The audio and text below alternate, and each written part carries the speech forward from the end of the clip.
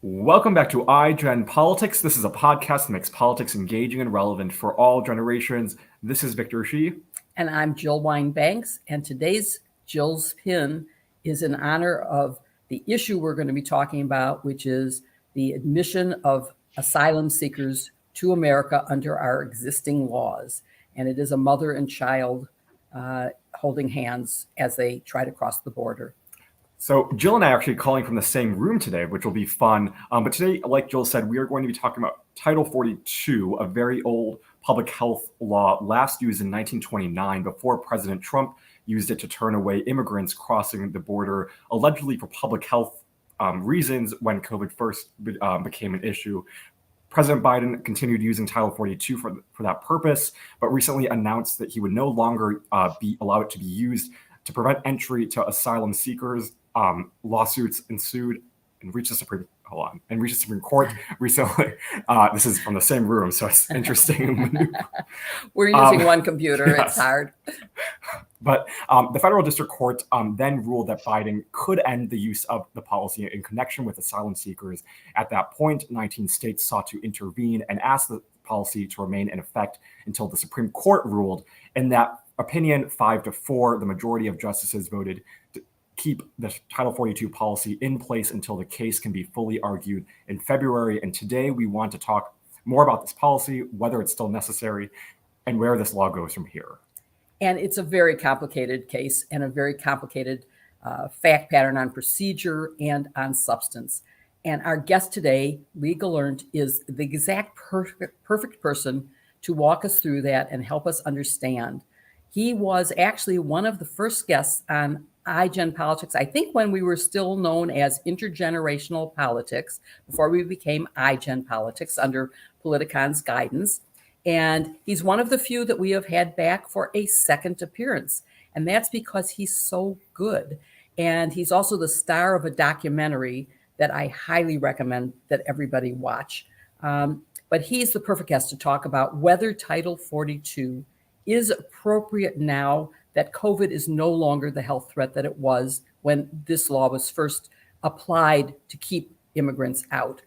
And he's also going to talk about the lower court's decision and the Supreme Court's ruling, including especially, of course, the dissent in which Gorsuch had really strong language, which we will quote for you because it's really good. And he has argued a number of times before SCOTUS and represents the ACLU in the original lawsuit involving Title 42. But I also want to hear his views on comprehensive immigration reform, because as the Supreme Court in its 5-4 allowing this to go forward made clear, this is a way, using this is a way to avoid Congress actually dealing with the actual issue. This is not a COVID issue. This is an immigration issue. So you can watch him in a documentary called The Fight, and we'll post a link to that on our show notes so that everyone can get to that. I'm also very proud to say that he is also a professor at Columbia Law School, my alma mater, so I think it's great. And I'm very glad that you're here today, Lee, to help us understand what's going on here. Thanks for being here, and Happy New Year. Happy New Year. Thank you both for having me back. This is fantastic. Of course. So Happy New Year. Before we talk about the Biden administration's decision to stop using Title 42 as the border control mechanism and the ensuing court cases, I want you to help us understand what Title 42 is and how it came to be for immigration purposes. Right. So Title 42, the statute on which this policy is based, dates back to a statute enacted in 1893 during the cholera epidemic, and was designed for people coming from Europe who might have cholera. And we have always taken the position, it has not ultimately been litigated to the end, but that it was designed to stop boats from coming or other transportation entities, and not actually directed at individuals. And it's been used, as you said, once before for transportation entities. But since its enactment in 1893, it has never until now been used to expel individuals from the country. So this is unprecedented in more than a century.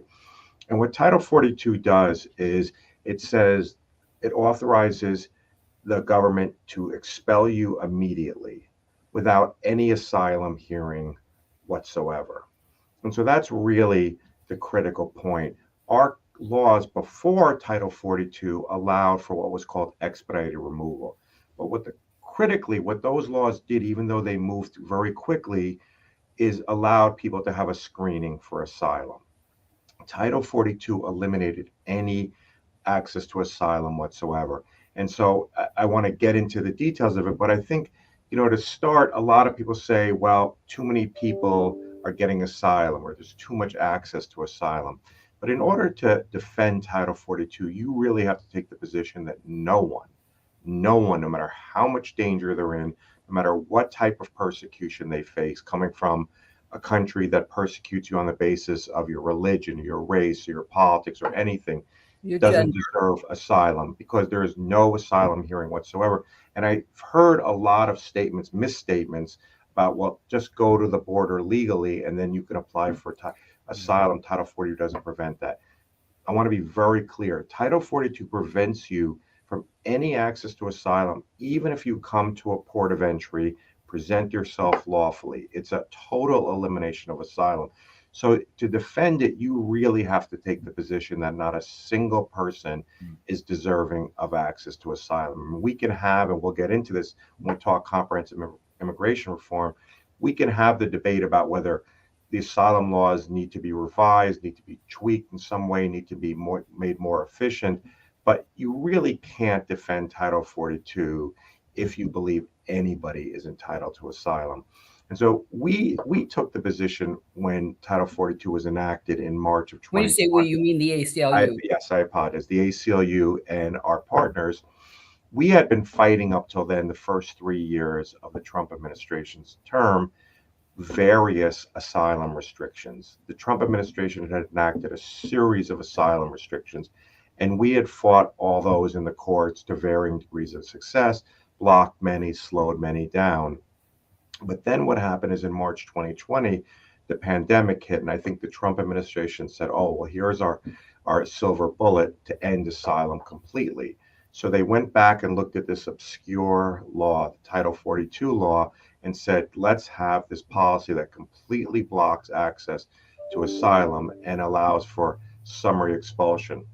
At the time, even when the pandemic was at its severest, we did not think this was justified on public health grounds. And that view was supported by public health officials all across the country. And what we've since found out is that CDC, which was the agency that actually put in place this law, didn't believe that it was justified on public health grounds, and that they were pressured politically. And there's since been a lot of interviews and statements with high-level public health officials who didn't believe it was justified on public health grounds.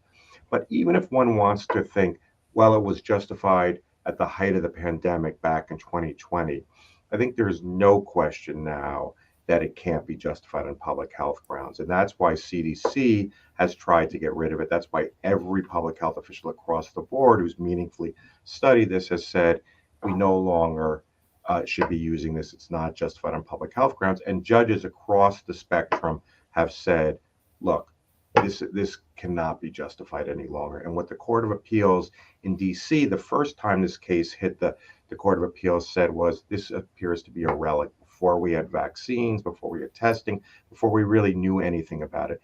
And what you see is the whole country now open. We don't have restrictions. It's not to minimize COVID at any time, but we can't be saying the only people who should be subjected to COVID restrictions are vulnerable asylum seekers. But that's essentially what's happened. And you see the 19 states now, GOP-led 19 states who are trying to intervene in the case. Those states have opposed COVID restrictions in their own states virtually across the board. They are the ones who have been leading the fight against any COVID restrictions.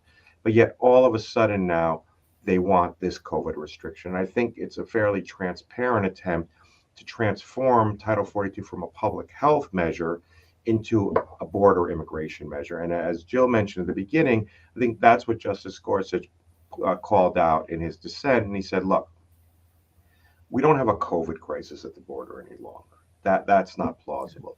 If you think we have a crisis, a border management crisis, then deal with that directly. But we can't misuse the public health laws. And I think not only can we not use them as the public health laws in this particular case because of the damage it's doing, but I think it's a dangerous precedent for us to set more broadly to start using public health laws in ways that they weren't intended. And it's particularly pernicious in the immigration area because of all the tropes about how immigrants bring diseases, they're not clean, and that goes back to the 1800s. And you see statements being made by the governor of Texas saying, we don't know where these people are coming, they could be bringing diseases from anywhere. Don't think there's really even the pretense any longer that anybody thinks Title 42 is necessary for COVID. Well, the states did not even really make that argument in the courts. They are not pretending that this is a health crisis. They are really basically admitting that this is a way to keep out immigrants. They aren't even suggesting that there be testing, which would be another way to deal with this. Is if you think that there's a COVID problem, even though we let in, as you point out, everybody, we've dropped the requirement that people be tested before they get on a plane to come to America, except there may now be in China that may be going back into force. But that's what you do, is you test the people coming in to make sure that they individually are not bringing any disease into the country. You don't just block all Chinese from coming in. You block in Chinese who won't test or who test positive in the same way that you would block anybody who tests positive. But okay, we'll get to that part of this as we go forward. And I mean, Trump clearly used this for those coming, it also seems, from particular countries. He didn't, is that right, that he didn't say everybody who comes to America from a foreign country for asylum is well, everyone who comes on land. And so it was even-handed in the sense of it applied to everyone who came on land without documents and was seeking asylum. But I think everyone knew that the Trump administration was trying to stop people from Central and Latin America and South America.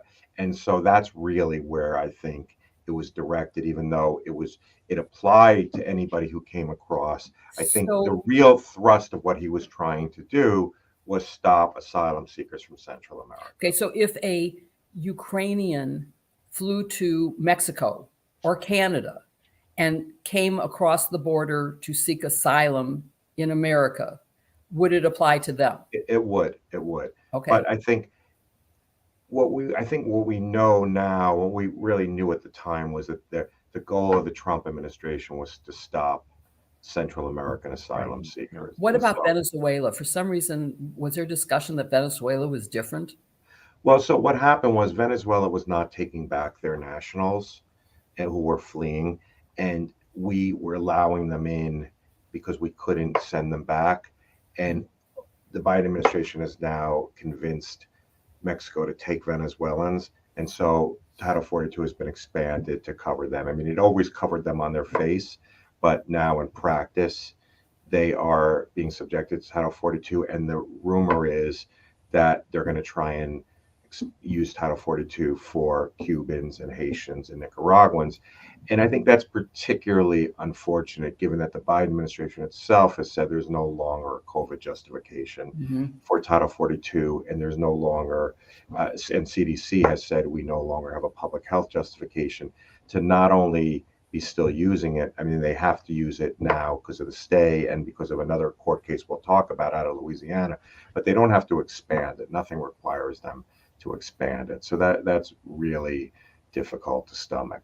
So, and I know we want to get to this, but I think there is a sense, sort of for a lot of people who don't live on the border is out of sight, out of mind. And the harm, I think, it has really gotten lost in the aggregate statistics, and the abstract policy arguments have sort of blurred the human dimension of this. And it feels very technical, Title 42. It doesn't really evoke a lot of images. But what our partners and we have documented is just horrific abuse. Thousands and thousands of people, including families with little children, being persecuted, tortured, raped, kidnapped, even killed. And what we told the Court of Appeals, the Federal Court of Appeals, the first time the case was there, is that families were being pushed back over the bridge. The U.S. government knew the cartels were at the other end of the bridge. They were sometimes being sent back, often being sent back late at night.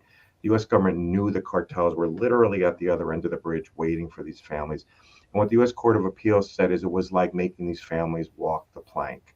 It's just, you see these parents, they're holding their little kid's hands, their child's hand, walking back over the bridge and knowing what they're walking into. And we were just sending thousands and thousands of people. And so we can talk about border management, and we should, but we can't have a policy where you don't even screen people for danger, and you're literally just sending people right into the teeth of danger. And groups like Human Rights First have documented thousands and thousands of cases of harm, just absolute brutality. So we know that President Trump used this in 2020. We know that President Biden also has continued to keep immigrants out under Title 42, although now he wants to get rid of that policy. But is there anything different from how President Biden used Title 42 in terms of treating immigrants under that policy compared to Trump? Yeah, that's a very good question. And, we have felt, I have felt that President Biden has done some very good things on immigration. He's trying to reunite families who were separated under the horrific family separation practice. But truthfully, at the border with Title 42, there hasn't been an enormous amount of difference. And it was very disappointing that he kept it and has kept it this long until he finally agreed to get rid of it. The one thing he did do, which we were appreciative, is exempt from Title 42 unaccompanied children. And so that was a good step. But he continued to apply it to single adults and families, including families with small children. And, I said, disappointing, deeply disappointing that he did that. He's exempted probably more people than on humanitarian grounds than the Trump administration did, but that's a drop in the bucket compared to the tens of thousands of people the Biden administration has sent back to danger without any asylum hearing. So as to the border, I'm not sure that you could say there's an enormous amount of difference between the Trump administration and the Biden administration, and that's been unfortunate. When we brought this case, the Biden administration asked us, hey, can we negotiate a little? And, we're trying to get out from under what the Trump administration did. They decimated the structural components of asylum. We need to get out from under that. And so we actually put our case in abeyance in the beginning of the Trump administration for months to give them time to get rid of Title 42. The Biden administration, right, exactly.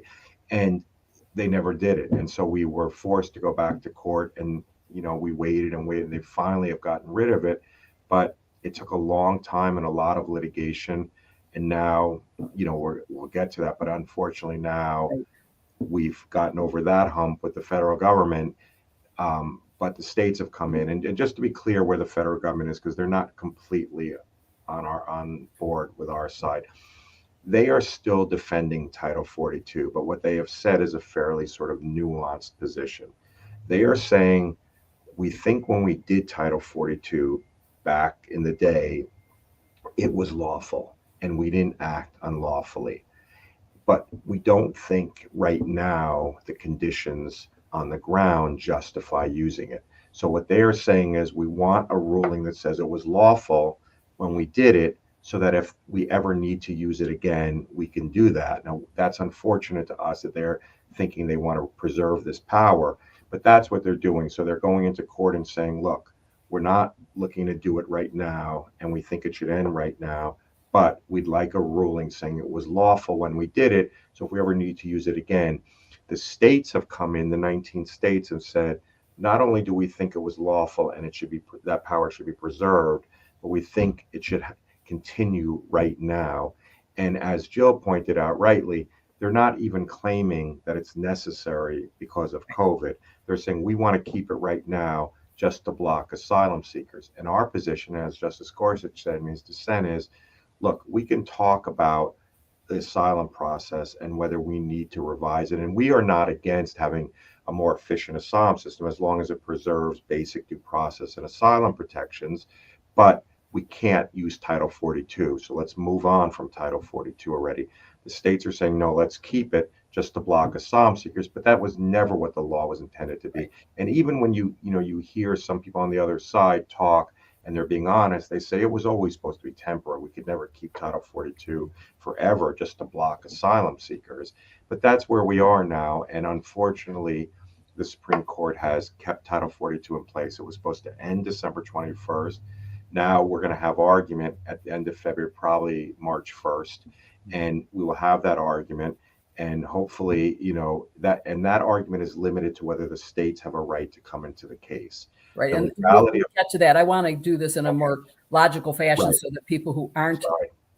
deeply embedded in this will understand. And I think you've brought us to a good point to transition to talking about the lawsuits. But listening to you, I have to say one thing, which is, as I'm visualizing this horror of walking the plank, as the court said, and turning immigrants away, I am reminded of World War II and the Jews being turned away from America.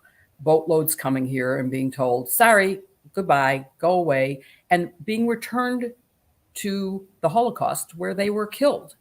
And I think if we didn't learn our lesson, and I'm particularly passionate on this right now because I'm seeing so much anti-Semitism now that, but it's not just anti-Semitism, it is anti-immigrant, it's the nationalism, we're in a horrible way.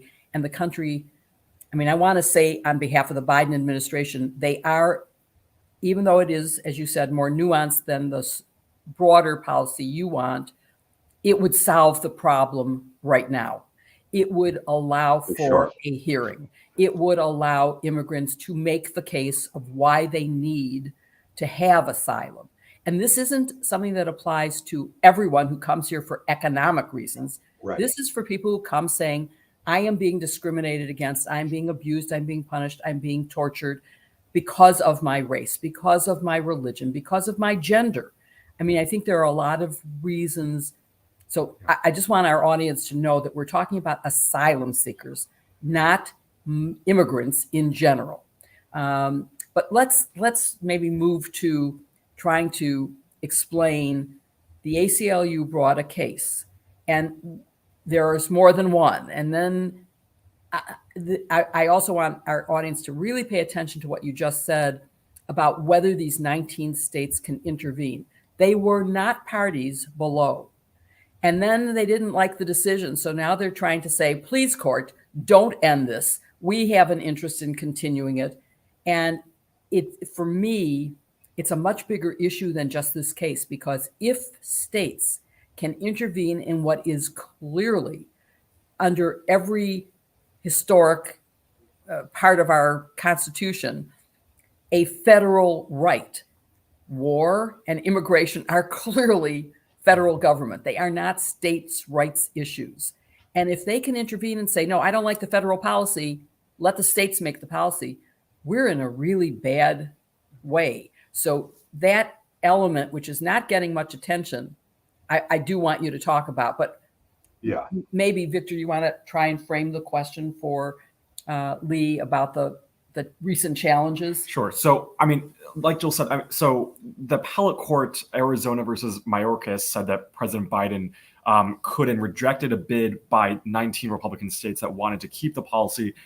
They weren't parties to the original case, but sought to intervene and were denied, and then appeal to the Supreme Court. Is that the right way to kind of look at what happened? That is. So we brought a lawsuit against the federal government in the federal district court, the federal trial court in DC. And what we said is, in technical terms, the policy was arbitrary and capricious, which in lay terms essentially just means it's irrational at this point, because asylum seekers are such a small percentage of the people who are coming to the U.S. We have vaccines now.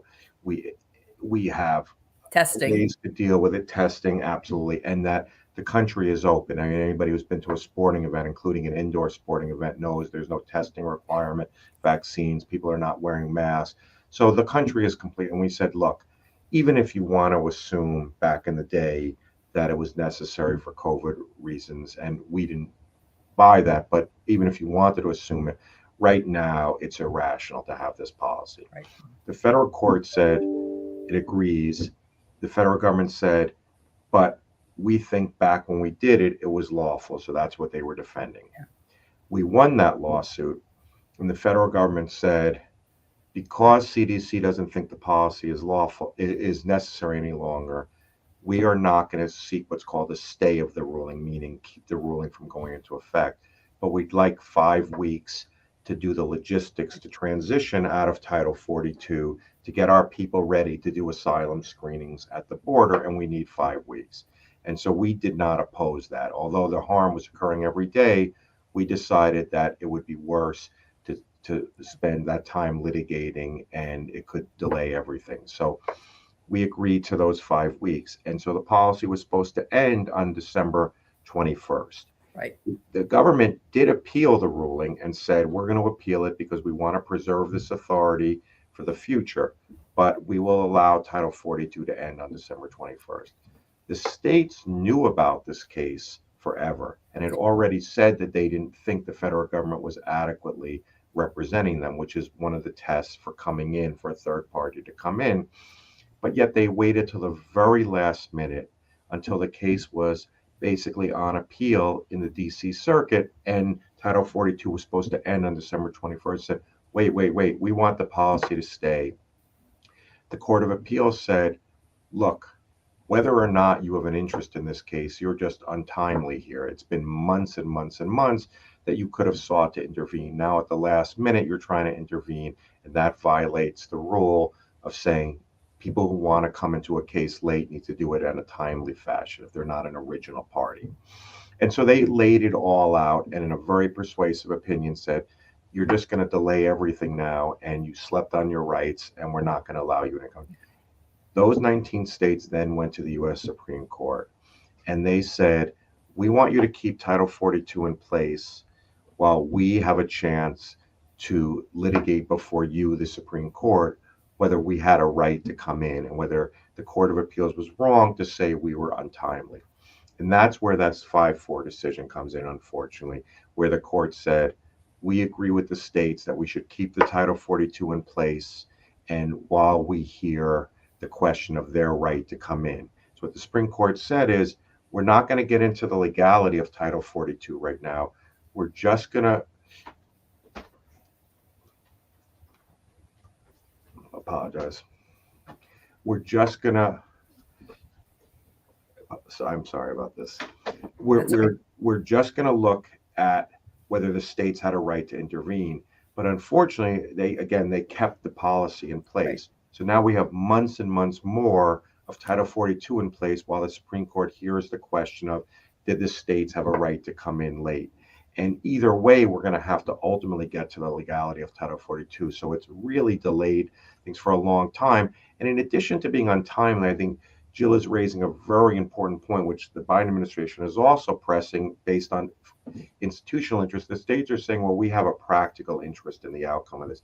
And what the federal government is rightly saying, in our view, is the states will always have some interest in federal policy all across the board. Immigration in particular, is a federal interest, but across the board, the states can always conjure up some interest they have, but that doesn't mean they should be allowed to come in and litigate every single federal policy. That it basically opens up the door to there never being an end to litigation involving federal policy, because the states can, and it's not just this administration and GOP states challenging, it could be the reverse, and you could have a Republican administration and blue states trying to challenge. And so I think what we're looking at is really opening up a Pandora's box if that happens. But we ultimately think if the court doesn't want to reach all those sort of, as Jill said, really big issues about federalism and states coming in, and that the court can just say, look, whether or not the states generally should be able to come in, we can leave for another day, because here they slept on their rights for literally 8-9 months. But that's what's happening. And so that's what's happening in this case. The other case that I think... Well, before we get to that, because I wanted... there was and I do want you to go on with that, but I just want to clarify something, which is in this 5-4 opinion, you had the 3 liberal justices joined by Gorsuch, although it was Gorsuch and Jackson who had the written opinion. Right. And I just want to read some language that, and Gorsuch is the author. This is one of the most conservative justices who said, but the current border crisis is not a COVID crisis, and courts should not be in the business of perpetuating administrative edicts designed for one emergency only because elected officials have failed to address a different emergency. We are a court of law, not policymakers of last resort. And when we get to a discussion of the overall reform of our immigration policy, we can talk about that, because that's what's missing, is we need a comprehensive immigration reform. But right now, I just want to clarify that the case that will be argued in February, and which for some reason people are saying won't be decided till June, although of course, in fact, they can decide it at any time after the arguments. I don't know why somebody has started saying they'll decide it. You're exactly right. It's wrong to presume how long it'll take. Yeah, I mean, I don't know how long it'll take. It could take till June. It could take longer. But in any event, that case will only decide the right to intervene. It won't decide whether Title 42 should stay in place for any reason, whether you are right in having brought the case to begin with, as the ACLU as the plaintiff. That's exactly right. Okay, so I think that's important for people to understand. Yeah, and I just want to if I could just take one moment to say please. The ACLU and our partners have brought the case. So there's the Texas Civil Rights Project, there's Oxfam, there's an organization called RIESIS, and there's the Center for Gender and Refugee Studies. And so I just wanted to make sure that people understood that. You're exactly right. So this case in the Supreme Court will delay Title 42 from ending only to consider this sort of procedural issue of whether the states can enter. And that's unfortunate, but we'll continue fighting. We've been fighting for 3 years now, and we'll obviously continue. And there is this other sort of Louisiana case, but I don't know whether that's something you want to get into now. Sure, and there's a Texas case too, isn't there? Another immigration case, Texas? Title 42, the one that on Title 42 has sort of gone away. It was about unaccompanied minors, and for now, okay, it's gone away. And so before we get to Louisiana, what you've said that the White House is defending a future potential right when it would be appropriate to use Title 42 for the purposes that was being used for, while admitting that it should not be used right now, that should be off the table, and that immigrants presenting themselves should have a right to an asylum hearing. But they also asked, and I think I'd like to talk about this, they asked for some time because there is a flood of asylum seekers at the border, and we don't have enough immigration judges or resources to grant hearings. So what's being done to get ready for whenever this is decided, whether it was to be 5 weeks after or whether it was to be in June? What is that's the right question to ask. And I just want to make a couple of quick points and get to that. The first is that I think this has been clear, but we don't believe Title 42 is lawful even when there's a public health emergency, because you can't override asylum. And the United Nations came in with their own brief, UNHCR or the High Court of Refugees, and said, look, when the refugee conventions were enacted, which the U.S. is following, it was very clear that no medical emergency can override the right to asylum, because we knew that countries would always say, well, there's a public health crisis. And so it was not allowed to, in their view and in our view, override asylum, that other steps have to be taken, like quarantines and those types of things. But if people are genuinely in danger, you can't send them back into danger. You need to take less restrictive steps. So that's one point I just wanted to quickly get out of the way. The other, and maybe we can come back to this, is the unfortunate thing is what we're hearing out of the White House is if Title 42 goes away, if they're thinking about bringing other anti-asylum Trump administration policies. And so that would be, in our view, really shameful. But we are hearing very seriously that that's what they're thinking of doing. What policies? Well, so one of them they're thinking about is what's called the transit ban, which says if you go through a third country, you have to apply for asylum there. And only if you're denied asylum in that third country can you come and seek asylum in the U.S. Now, on its face, everyone says, oh, that seems reasonable. You're walking through that country, apply for asylum, which would basically be Mexico or Guatemala for on the way to the U.S. That seems reasonable. But the truth is, the reason it's not reasonable and it's basically illusory is because those countries don't have functioning asylum systems. So there's only a handful, for example, of asylum officers in Guatemala. You would wait years and then you'd routinely be denied. But in the meantime, you're in the same danger, and the same for Mexico's asylum system. So essentially, no one would get asylum in those countries, but you'd be in the same danger for potentially a year or longer while you waited. So it sounds like, oh, that seems fine. You know, we have an agreement with Canada where you actually can get a meaningful asylum hearing and do it so quickly, but the southern border would be illusory. And so that is highly unfortunate if the Biden administration is seriously doing that. But on your point about what is the federal government doing, I think we're really not entirely sure, but we hope they're doing what they said they'll do. And the court staying the judge's ruling and allowing Title 42 to remain in place is unfortunate, but it should be giving the Biden administration time to surge resources, just as you said, Joe, to get asylum officers, immigration judges in place, to make sure there's housing, the logistics. They have plenty of time, and the truth is they have plenty of resources. I mean, everyone thinks, yes, there's a lot of migrants, but I think no one's really taking into account just how much resources the U.S. has. I mean, for example, when the Ukrainians came, we were thrilled that we were going to help the Ukrainians. What I think it also showed is we surged resources there so quickly and just smoothly and efficiently processed 100,000 Ukrainians. When we want to deport people, the resources go like that. When the Haitians were under the Del Rio Bridge in Texas, there were planes of federal officers going down there to deport them. So I really do think we have the resources. Are there going to be short-term disruptions, as the federal government said? Perhaps. But I don't think it's something we can't handle on a long term. But it's exactly what you said, where there's a will, there's a way. Are we going to now actually surge these resources, or are we going to continue to rely on things like Title 42? Hopefully the Biden administration is not thinking, let's just keep relying on these Trump anti-asylum policies like Title 42 or the transit ban. Let's actually put in place a plan. And the interesting thing is that the Biden administration has put out regulations which have gotten very little attention. We're sort of on the pilot project stage that try to quicken the pace of asylum hearings at the border. I think a lot of advocacy groups feel like it's too quick, but it's a start for the discussion. And even without those new regulations, there are things called expedited removal.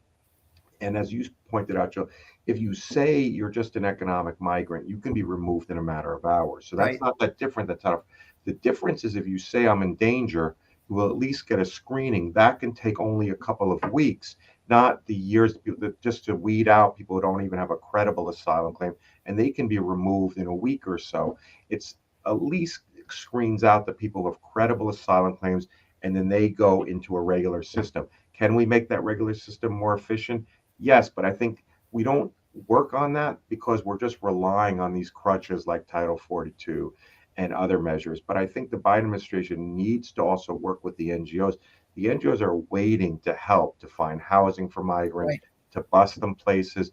But the longer the administration continues to hold on to Title 42, the less they engage in that kind of, surging of resources. And we'll get to more talking about the NGO role in, for example, helping migrants who are bused to the vice president's residence. But Victor, do you want to maybe read some of what DHS and the White House press office is saying about what they have in mind? It seems like the Department of Homeland Security and also the White House is kind of punting the ball to Congress. I mean, the Department of Homeland Security released a statement and said, quote, "We will continue to manage the border, but we do so within the constraints of a decades-old immigration system that everyone agrees is broken." And then they continue to say that we need Congress to pass the comprehensive immigration reform legislation President Biden proposing to office. Karine Jean-Pierre, the press secretary, said that today's order gives Republicans in Congress plenty of time to move past political finger pointing and join their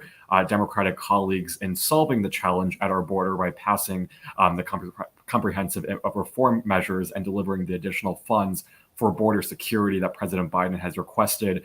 And so it seems like Congress has a responsibility here. We're not sure what will happen in this Congress quite yet, but I'm wondering what you think Congress can, should, and maybe will do for comprehensive immigration reform. Yeah, and that's a good question. I mean, I think to start with, I think the statement you read points out that there's a lot of finger pointing even between the White House and Congress. Mm-hmm. The White House needs to be ready, and DHS needs to be ready to surge resources regardless, because Congress may or may not act, as everyone knows, and they can't sit by and then say, we don't have enough resources there because we were waiting for Congress. So they need to do it. They have enough resources now to do it. Should Congress take up immigration? I think so. There are certain things that we don't think need to be trade-offs. I think DACA does not need to be a trade-off. We just need to help the dreamers.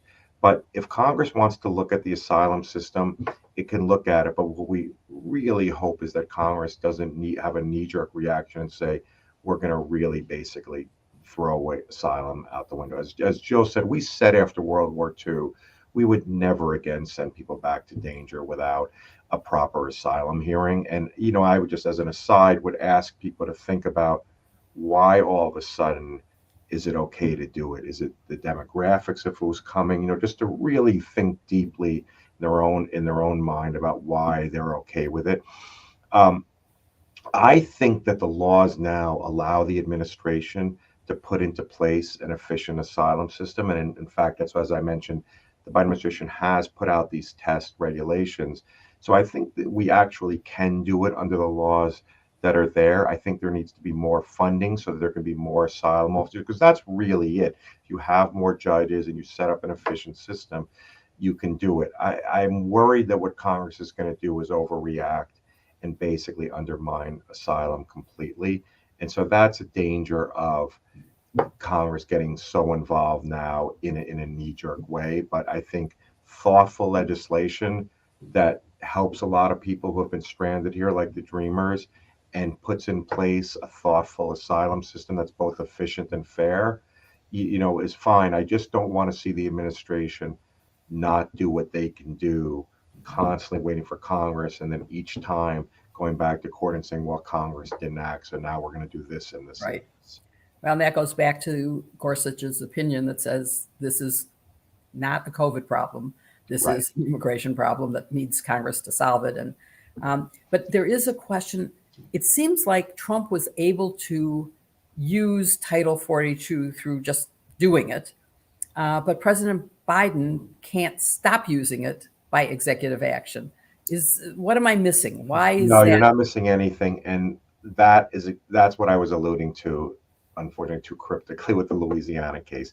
Okay, so talk about that. Yeah. So what happened was that in the middle of our litigation in D.C., I think in response to the first wave of our litigation, CDC then just said, look, enough's enough. We're not carrying political water anymore on this, because they, I think, fairly clearly recognized that they were being asked to carry the political weight of border management by misuse of the public health laws. And so what they did this past April 2022, is say, look, we no longer have a public health justification to do this. Our authority, to the extent we had it, was based on public health. We no longer can do it. So we're going to get rid of it in 5-6 weeks, whatever it was, 5, 6, 7 weeks, based on transitioning to that new system. We're going to surge the resources and all that. The states then came in, these same states that have eventually tried to come in our case in DC, went to court in Louisiana, federal court, and said, the Biden administration can't voluntarily get rid of Title 42 because they didn't do what was called notice and comment under the Administrative Procedure Act, which means you basically have to publish determination of the Title 42 order, let people comment on it, and then decide whether you still want to go through with it. And the federal government opposed that, rightly said the Title 42 orders have always been sort of extraordinary, quick measures. They weren't published with notice and comment, so they don't need to be removed with notice and comment. The Louisiana federal judge unfortunately agreed with the states and said, I am not going to let the Biden administration voluntarily get rid of Title 42. So the judge kept Title 42 in place, would not let the Biden administration voluntarily get rid of it. We then had to go back to our court in DC and say, well, if they can't voluntarily get rid of it, you need to order that it be ended because it's illegal. And that judge agreed with us and said, and so that's this very complicated back and forth between the two courts where we were happy for the Biden administration to get rid of it voluntarily. The Louisiana court wouldn't let them get rid of it voluntarily. So we said, okay, to the DC court, if they can't get rid of it voluntarily, you're going to need to get rid of it because it's illegal. And the judge agreed it was illegal. So we have this sort of push-pull between the two cases that's very complicated. Now, the Biden administration is appealing that Louisiana case.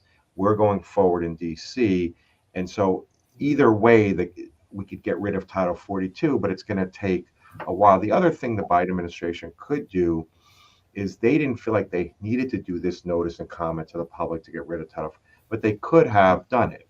They could have just said, we're doing it over objection. We're going to appeal the ruling anyway, but we could have just done notice and comment.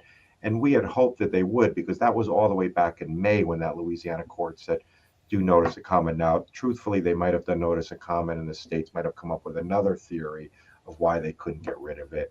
And so you never really know, but we would have preferred the Biden administration take every step to get rid of it. They didn't. And so now we're in this place where we got a ruling from DC saying, okay, you can't get rid of it voluntarily right now, but I think it's illegal. It would have ended. That would have been enough, but for the 19 states coming in and saying, wait, we want to be involved in this case to argue it's not illegal.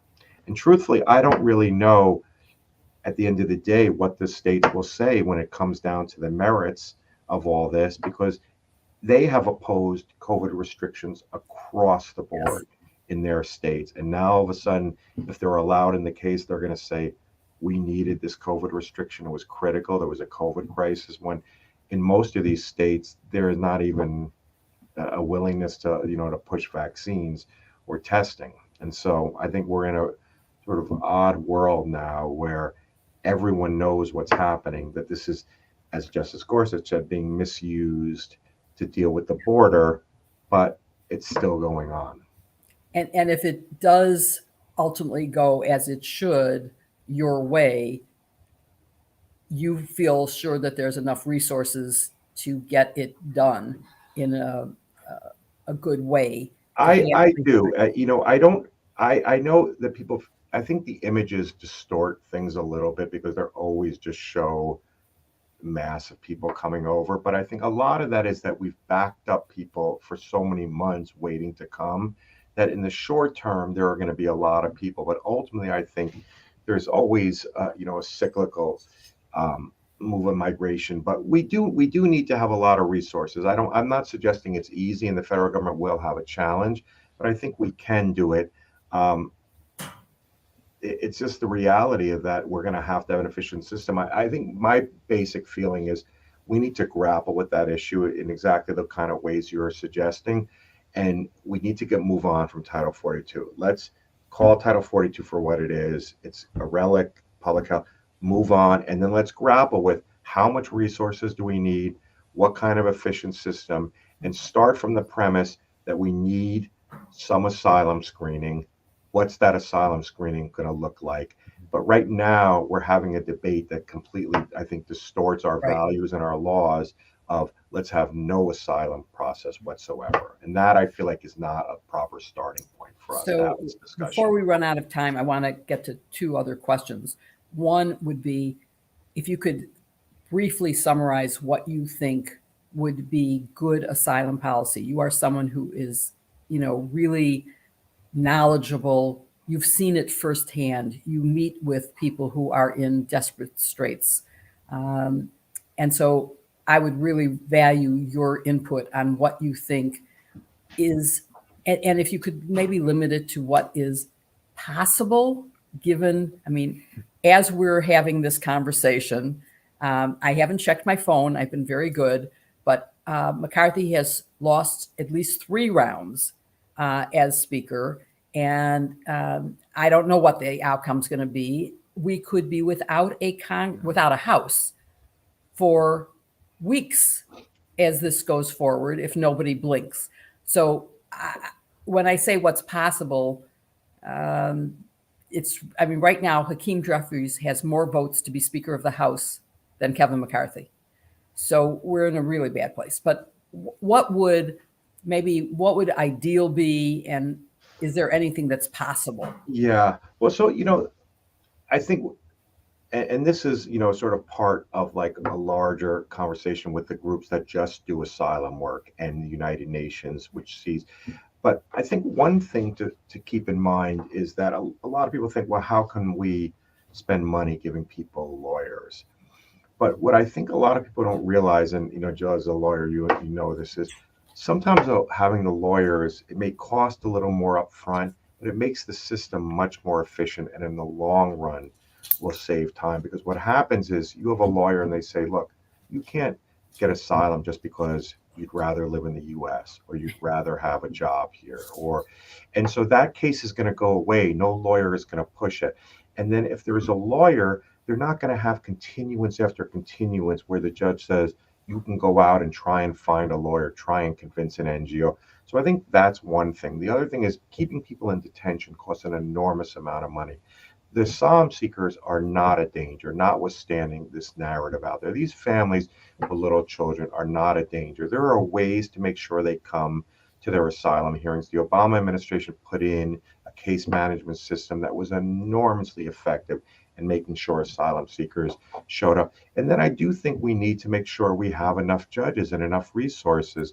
But ultimately, I think it's going to be money wisely spent, because we are going to be moving through the cases much more quickly. Lawyers and judges are going to say, no, you don't have an asylum claim, or you do have an asylum claim, but I need to see more facts. And so the lawyer is going to be able to quickly gather those facts, where if you tell a lay person, this is the technical stuff I need in court, the case just goes on and on and on, where the person just says, I need a continuance, I don't understand. So I think there are ways to do this. I'm also not sure that we're always going to have this level of migration flow. It's really cyclical. And hopefully, I do think we do need to look at root causes. The problem with looking at root causes as the only solution is it doesn't do anything right now for people who are in danger. But I do think there are steps, and people have made thoughtful contributions to how the system would work if you're not detaining people and therefore lawyers can't visit them. Because a lot of asylum seekers are put in remote places in the deep south where lawyers can't get to them. If you have a lawyer, they're not detained, they can talk quickly, you have more judges to process the cases. I do think it can work. And no one should suggest that it's so easy, boom, it's going to be done like that. But on the other hand, what's the solution? The United States alone among Western countries, and alone maybe in the whole world except for 5 or 6 countries, doesn't have an asylum system? That can't be the solution. Well, we are grateful that you are fighting for a better system and that you're taking the case for ACLU on Title 42. And I know that we'll be hearing a lot more on that in the coming weeks. But before we end, I just want to ask you, what are some other Supreme Court cases the ACLU and your colleagues are working on and paying attention to this term? It's across the board. Obviously, we are concerned about reproductive rights cases throughout the country and which ones potentially go to the Supreme Court. The affirmative action case that was argued in the Supreme Court. There's a bunch of cases, and there's obviously, I don't know whether you meant just immigration cases, but no, we were talking about LGBTQ and other issues that are before the court. I think truthfully, we're concerned about a lot of areas, and there's a lot of cases percolating through the lower federal courts, and which ones will ultimately end up in the court, I don't know. But I think some of the big ones are the voting rights cases, the affirmative action. Freedom. Yeah. I think all those issues are sort of right there on the edge.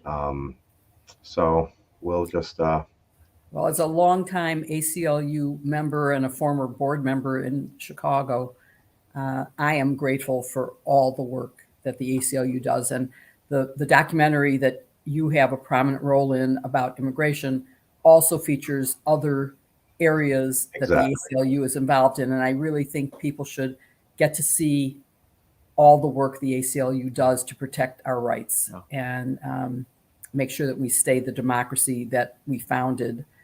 That seems to be maybe slipping away right now. So thank you for all the work you do and all the work that the ACLU does. We're very grateful. Thank you both for having me and for shining a light on this issue. We really appreciate it. Of course. Thank you so much, Lee. Bye.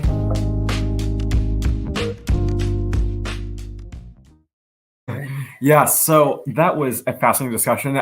Jill and I, we are both checking our phones to see if anything. Who gets theirs on first? Yes, to see if anything new has happened. The last that we knew, so the House has adjourned for the night. For the night, yeah. So it seems like they have no leader. They, meaning the Republican Party, still has no leader of the party as of today. So it'll go into the next few rounds. It's not really the leader of the party. It is the leader of the House. Of the House, whether we like it or not.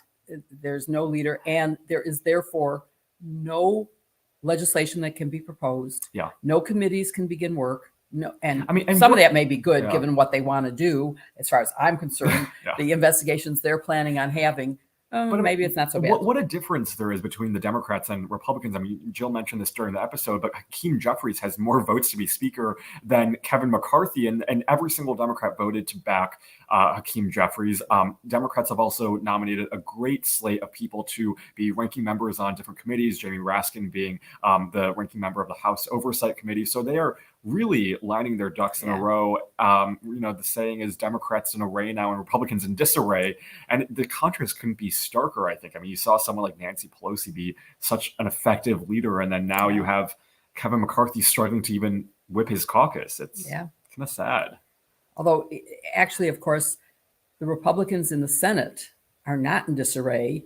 You have McConnell still being, he's now the longest serving leader, I think, in history. Yeah. Mm-hmm. And so they aren't in disarray there. But that doesn't seem to be helping at the House, where it's a total mess and where nothing can be done. You can't have any legislation. That means you can't fund the government. Yeah. That means you can't take on comprehensive immigration reform. You can't do anything if we don't have someone elected, and someone's going to have to blink. I don't know who it's going to be. Obviously, it doesn't seem likely that it's going to be. Actually, McCarthy lost in the third round, seems to have lost at least one, and maybe more, although that wasn't gavelled, so people can still change their vote. Right.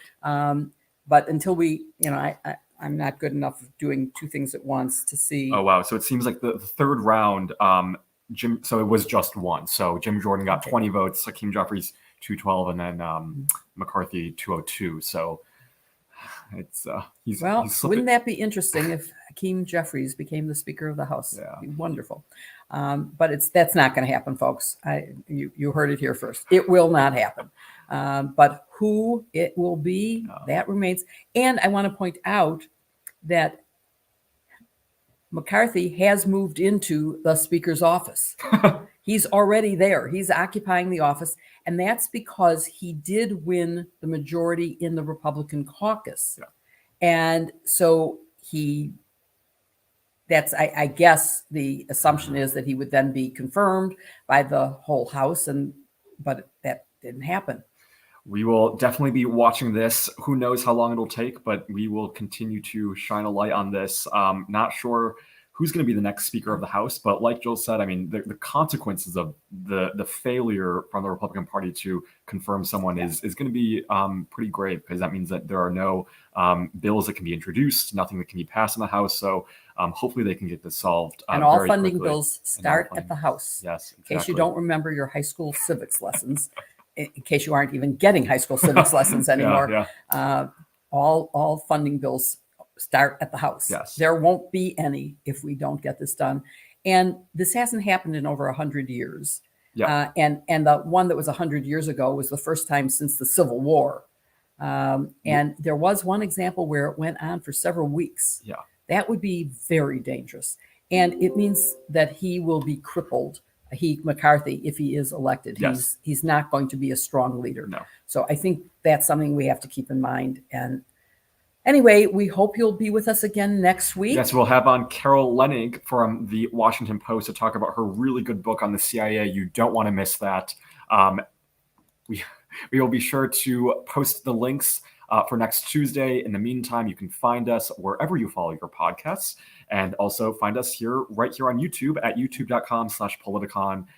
You don't want to miss next week's episode. Be sure to tune in. In the meantime, hope you have a great start to your new year, and be safe and healthy. Happy New Year. And I just want to say that I cried at parts of Carol's book. It's amazing to think of that. But when I was reading about the assassination of John F. Kennedy, which is a very early political memory for me, I was in college at the time. It really brought back memories. Yeah. It's a wonderful book, and you will enjoy the conversation. She's a great person to talk to. So see you next week. Happy Bye, New everyone. Year.